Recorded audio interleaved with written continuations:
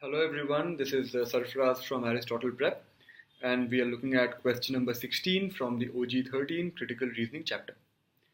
The stimulus says, in Washington County, attendance at the movies is just large enough for the cinema operators to make modest profits.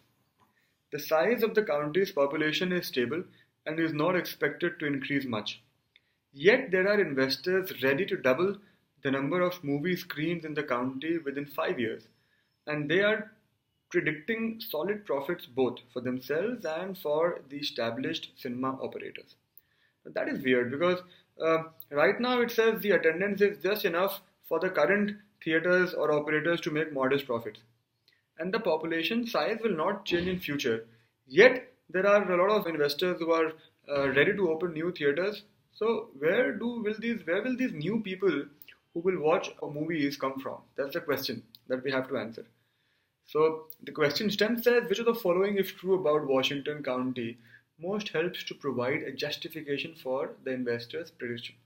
So we have to basically explain how will this optimism come about, or this result come about. So A says, over the next 10 years, people in their teenage years, the prime movie going age will be a rapidly growing proportion of the county's population. And that looks good. Because you see, the moment we are told that the population will not change, yet more people will watch movies, then the mix of the population or the breakup of the population will definitely be changing. That's what A says, that the population in future will comprise more of teenagers who are the prime movie going audience. So even though the population itself will not change, the number of people who watch movies will actually increase. So A looks like a good answer to me. B says, as distinct from the existing cinemas, most of the cinemas being planned would be located in downtown areas in hopes of stimulating an economic revitalization of those areas. Well, that is fine, but that revitalization may or may not happen. And even if economic revitalization happens, people may or may not want to watch movies. So B doesn't explain the optimism of these operators. C says spending on video purchases as well as spending on video rentals has been increasing modestly each year. A modest increase. So then why such optimism for opening new theaters?